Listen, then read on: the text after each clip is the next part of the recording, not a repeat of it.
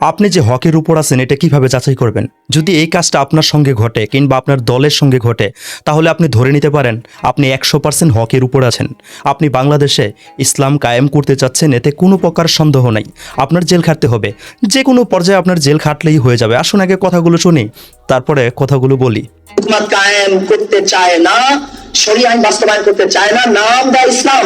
এর চেয়ে বড় মুনাফিক এবং ধোঁকাবাজ গোটা দুনিয়া। জামাত সে তো আসলে শরিয়া বাস্তবায়ন কেন করবে? সে তো নিজেই শরিয়া অনুযায়ী চলে না।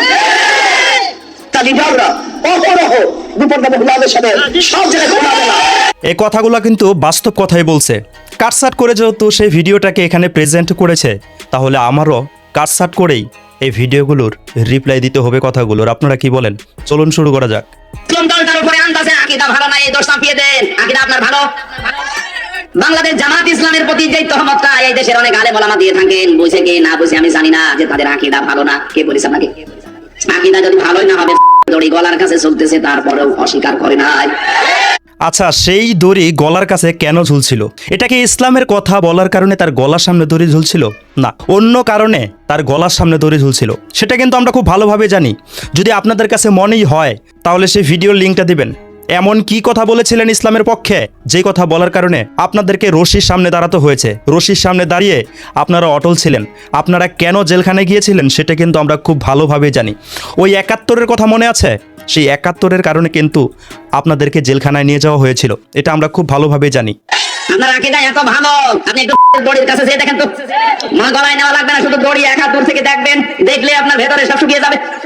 আছে, মাথার মধ্যে কিছু আছে। কি কারণে সে রশির সামনে যাইব? সে কি অপরাধ করছে? অপরাধ করলে না হয় সেই রশির সামনে যাইতো। আর এরা অপরাধ করছিল 71 সালে, এ দেশের বিরোধিতা করছিল। সেটার কারণেই তো, সেই অভিযোগ দিয়েই তো তাদেরকে গ্রেপ্তার করা হয়েছে। ইসলামের কোনো অভিযোগ দিয়ে তাদেরকে গ্রেপ্তার করা হয়েছে? কোনো প্রমাণ দিতে পেরেছে? ইসলামের জন্য তাদেরকে গ্রেপ্তার করা হয়নি। সে রশির সামনে ইসলামের জন্য তাদেরকে দাঁড় করানো হয়নি। দেশদ্রোহিতা করার কারণে তাদেরকে সেখানে দাঁড় করানো হয়েছে। এটা কিন্তু আমার কথা নয়। যারা তাদেরকে সেখানে দাঁড় করিয়েছিল, তারাই কিন্তু সেই অভিযোগটা সামনে এনেছিল। দেশদ্রোহিত করার কারণে তাদেরকে সেখানে দাঁড় করিয়েছিল। কত বড় বড় আল্লাহর ওলিকে দেখেছি, নাম শুনলে কানাকাটি করে। অথচ শহীদের কাছে মালি নাম শোনার পরে মনে হচ্ছে শ্বশুর বাড়ি যাচ্ছে। মতিয়ার রহমান নিজামী এই জেলা জামাই, এই জেলা ধন্য। ধন্য, জীবন ধন্য, জীবন ধন্য। বুঝতে পেরেছেন তো? কিন্তু ইসলামের জন্য যে তারা রশির সামনে দাঁড়িয়েছিল, সেটা কিন্তু আমি আজও বুঝতে পারছি না, যে ইসলামের এমন কি কথা বলেছিল যে কারণে তাদেরকে জেলখানায় নিয়ে গিয়েছিল। সেটা আমার জানা নাই।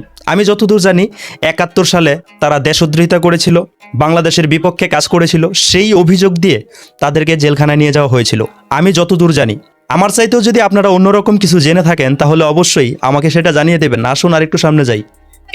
যাওয়ার আগে বলেছিল, সন্তান আমি কি পায়জামা পরে গেলে ভালো হয় না লুঙ্গি পরে গেলে ভালো হয়? আরে ফাঁসির নাম শুনে দেখেন তো কেমন লাগে। আর তাদের মাত্র 3 ঘন্টা ফাঁসি হবে। সেই ব্যক্তিও বলেছে, ভাই আমি 2 ঘন্টা ঘুমালাম, আমার দেখিয়ে দিও 1 ঘন্টা পর। এই কঠিন পরিস্থিতিতে তার 2 ঘন্টা। এগুলা কি সত্য কথা, নাকি তারা নিজেরাই একটা ইমোশনাল গল্প তৈরি করতেছে? জানি না ভাই, কারণ এত খোঁজ খবর রাখার মতো সময় তাদের প্রতি ইন্টারেস্ট কম। কিন্তু তারা আমাদের আমিরের প্রতি, নায়েবে আমিরের প্রতি কথা বলে, সে কারণে তাদের কথা নিয়ে আমাদের কথা বলতে হয়। তাদের প্রতি ইন্টারেস্ট নাই, তাদেরকে নিয়ে কথা বলারও ইচ্ছা মন মানসিকতা নাই, শুধু না পারতে কথা বলতে হয়। ঘুম আসলো কি করে আপনি বলেন তো? আপনার জীবনও মনে আসবে না, ব্রেনে ধরবে না। আমার তো সূরা হামিম সাজদার 30 নাম্বার আয়াত পড়ার পরে তার সাথে মিলিয়ে দেখেছি, আল্লাহ তাখাফু ওয়া লা তাহজানু ওয়া আবশিরু বিল জান্নাহ। ফেরেশতারা ওই সময় এসে বলে, ভয় পাবেন না, চিন্তা করবেন না। কিসের ভয়, কিসের চিন্তা? হয়তো ভয় হতে পারে, চিন্তা হতে পারে যে আমি এখনই কি হয়ে যায়, তাহলে আমার ছেলের কি হবে, আমার বউর কি হবে, আমার সন্তানের কি হবে। আমার তার এই 3 ঘন্টা আগে 2 ঘন্টা জীবনেও ঘুম আসার কথা না।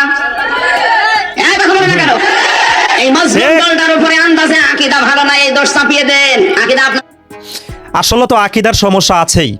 তারা উসমান রাদিয়াল্লাহু তাআলা আনহুর 1% দোষ নাকি আছে, এমনটা বলতে শোনা গিয়েছে। তাদেরই দলের একজন উদ্ধতর আলেম, দায়িত্বশীল আবুল কালাম আজাদ সম্ভবত, উনি বলেছিলেন, করি না আবু বকর ওমর ওসমানের মতো লোক। এদের আমরা বলি যে ওদের কিসের ভুল? ওসমানের তো 1% 2% ভুল নাই। আবু বকরের ব্যাপারে তো কথাই ওঠে না, ওমরের ব্যাপারে তো কথাই ওঠে না। ওসমান রাদিয়াল্লাহু আনহু খেলাফত নিয়ে কিছু কথা ওঠে। যদি কথা ওঠে, উনি 1% ভুল ধরেন, 2% ধরেন, উনি মানুষ, মাসুম না। বাকি 98% নাম্বার পেয়েছে, জান্নাতে দৌড় মেরে চলে যাবে। কিন্তু সাহাবারা কিন্তু ইচ্ছা করে ভুল করেছে। এটাই তো পার্থক্য। ওই জন্য তো আমরা বলি সাহাবারা মেয়ার হক নয়, কারণ তারা নিষ্পাপ নয়। হযরত উসমান রাদিয়াল্লাহু তাআলা আনহুর একটু মানে সামান্য কয়েক পার্সেন্ট ভুল ছিল, এমনটা বলতে শুনেছিলাম আমি। তাদের আকীদা তো তাহলে ঠিকই আছে, আপনারা কি বলেন? ভালো। আমার মনে হয় এখন যে অবস্থায় আমরা এসে গেছে সমস্ত ছোটখাটো বিষয় নিয়ে সব বাদ দেওয়া দরকার। আরে ভাই, যারা মুজতাহিদ, যারা গবেষক, তারা যে কোনো একটা বিষয়ে গবেষণা করে যদি ঠিক হয় 2টা সওয়াব পাবে, ভুল হয় 1টা সওয়াব পাবে।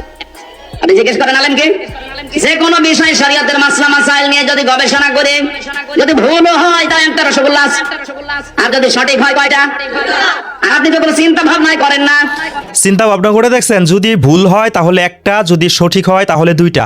এই কথাটা ঠিক আছে, কিন্তু ভুল হওয়ার পরে ধরিয়ে দিলে যদি সেই ভুলটাকে মেনে নেয় না নেয়, যদি ভুলটাকে সংশোধন না করে, তাহলে কি সওয়াবের গুণ কি আরো বেশি নাকি? আসুন আর একটু সামনে যাই। এখানে আকীদার নাম তুলে যা করছেন, যে যে জায়গায় আছে তাকে ওই জায়গাগুলোই কাজ করতে দেন। বাংলাদেশ জামাত ইসলামী অর্থনৈতিক ভাবে এরা আল্লাহর ওলি। বাহ, আল্লাহর ওলি। সেই জন্যই তো হাতের মুঠের মধ্যে আখিরাতের কথা বলে হাতের মুঠের মধ্যে টাকা ধরিয়ে দেয়। আখিরাতের চিন্তা করতে হবে না, সেজন্য হাতের মুঠে টাকা ধরিয়ে দেয়। বাড়ি বাড়ি গিয়ে লিস্ট করে নিয়ে আসে, টাকা দিয়ে আসে।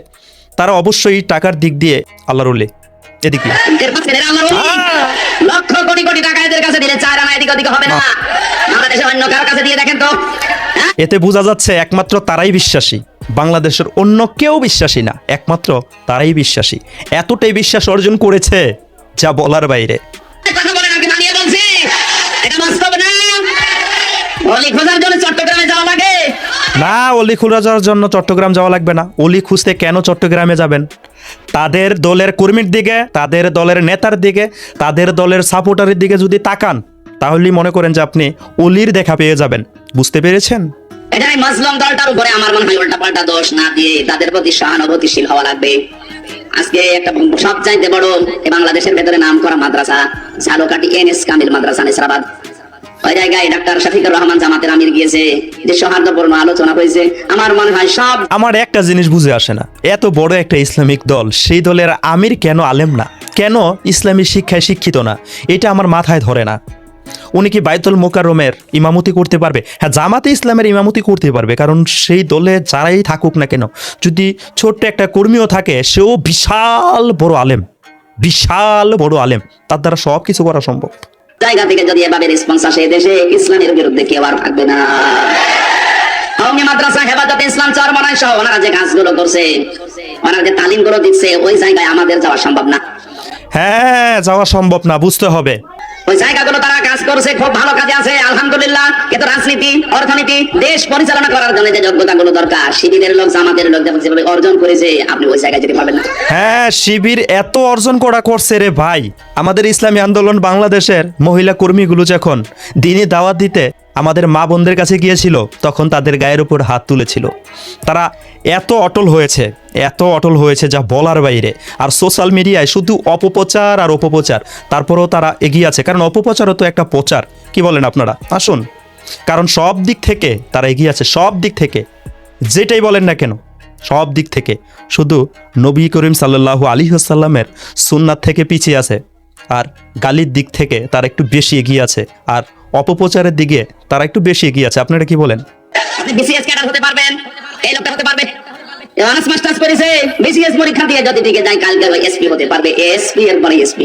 আপনারা হয়তো সবগুলো কথা শুনেছেন মুফতি আমির হামজা সাহেবের, কিন্তু খুসা দিয়ে এমন এমন কিছু কথা বলেছে যে কথাগুলো সত্যি মেনে নেওয়ার মতো না। আমি এই ভিডিওটাকে তৈরি করতাম না, জামাতে ইসলামেরই এক ভাই শুধু ইসলামী আন্দোলন বাংলাদেশের বিরোধিতা করতেই থাকে, মনে করে তাদের ভিতরে কোনো দোষ নাই, তারা একদম আল্লাহর ওলি।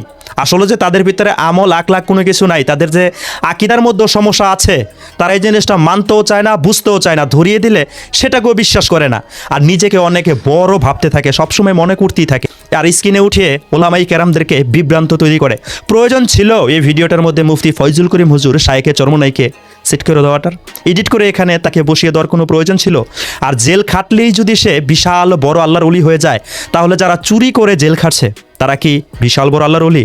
যারা অন্য অন্য অপরাধ করে যারা জেলখানায় জেল খাটছে, অপরাধী সাব্যস্ত হচ্ছে, তারা কি তাহলে আল্লাহর ওলি? কথাটা বুঝতে হবে। ইসলামী আন্দোলন বাংলাদেশের আমির, নায়েব আমির, তারা জেলখানায় যায়নি, জেল খাটেনি, সেজন্য তারা হকের উপর নাই। এটাই বোঝানোর চেষ্টা করা হয়েছে এখানে, ইঙ্গিতে এনিয়ে বেনিয়ে। লাভ নেই। জেলখানা গেলেই যদি আল্লাহর ওলি হয়ে যায়, সত্যবাদী হয়ে যায়, তাহলে জেলখানায় যত ধরনের চুর আছে, চুরি করে, খারাপ কাজ করে, অন্যায় করে জেলখানায় গিয়েছে, তাহলে তারা সবচেয়ে বড় আল্লাহর ওলি। আপনারা কি বলে মনে করেন? কমেন্টে লিখে জানিয়ে দিবেন।